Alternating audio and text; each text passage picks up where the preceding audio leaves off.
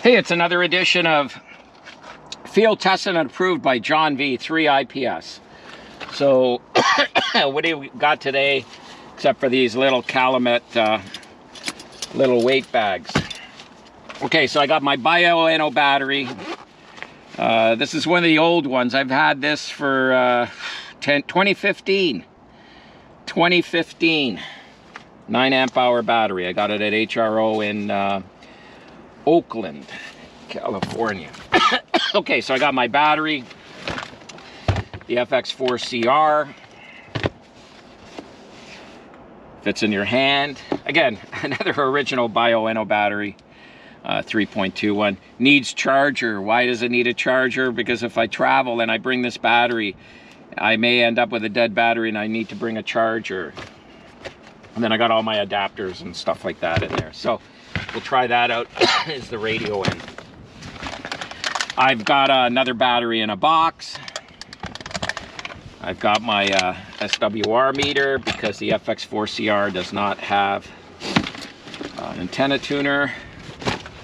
And I don't know how well it handles complex SWR, like 3-to-1, 5-to-1, or something like that. But the purpose I came here today was to try something out. Mishmash of a bunch of things.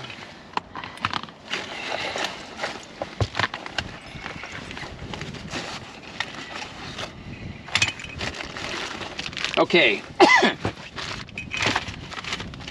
Chelegance magnet mount. This is the 336.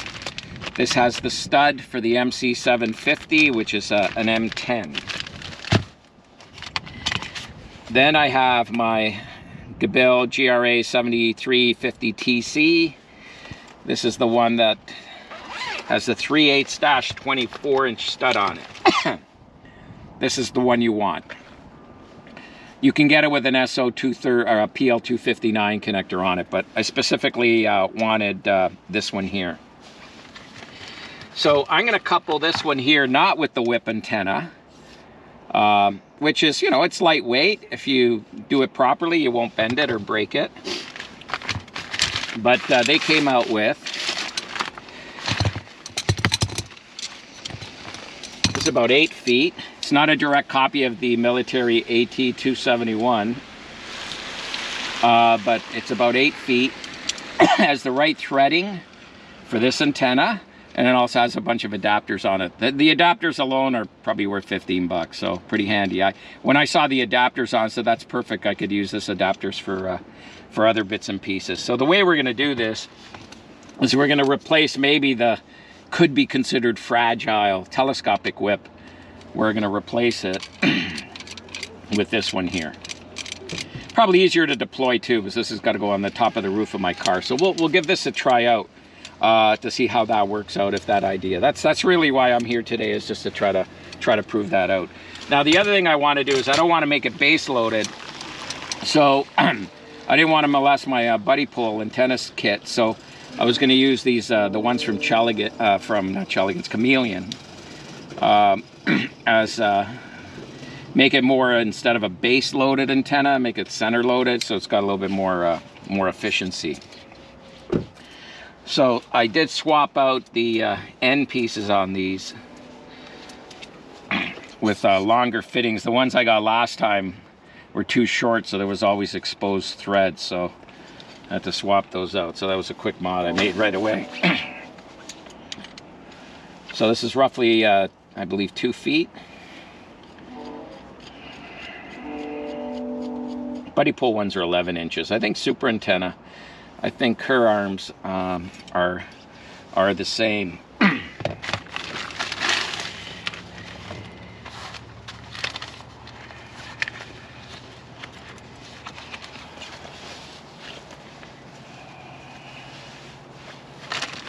Okay, so now we're going to connect this to this. So 2 feet, I don't know if we call the coil a part of the antenna. That's a foot, so 3 feet plus 7 feet. We got like a 9-foot antenna here. Okay, so now we got to figure out the mounting. So the mounting is going to go onto my REZ Antenna Scout which is going to be my base, because that also has the coax connector that I need for it. See, this one doesn't come with one because the mount you're going to use, like a jaws clamp or a magnet mount, would already have that for you.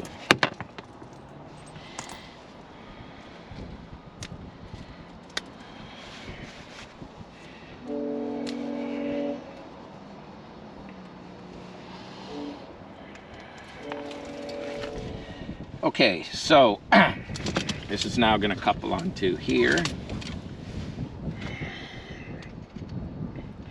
The REZ Scout is kind of cool. You could also, I've been using it as a dipole with a link dipole setup I made. It's a lot heavier than my PAC-10 one, but if I'm going to run 500 watts or a kilowatt, then I'll use the stronger wire and something more robust.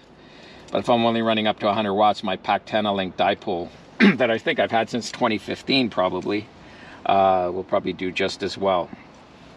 Okay, so this is going to get onto the magnet mount. Keep the magnet mount in a plastic bag. I got another cover bag for it, but I'm going to put I got to put a label on it. Here with that bag I can see what's there. So I've got these adapters. I put them all in one box. Yesterday they were in 2 boxes. Today they're in 1 box. Maybe I'm going to put them back in 2 boxes. I don't know. We'll see. And then I've got all these other ones. I tried to make some. Took me hours to try to make it. This is a 1/4 inch to that.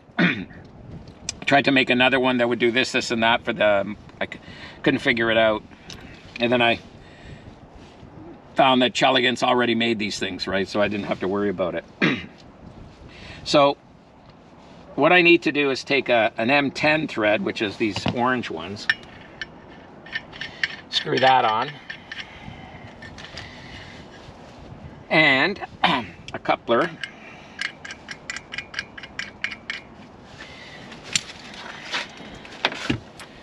and that is going to screw onto the base, and we're going to put that on the roof and connect the coax. So we'll go ahead and do that, and I'll show you that in the video part 2. Thanks for watching so far.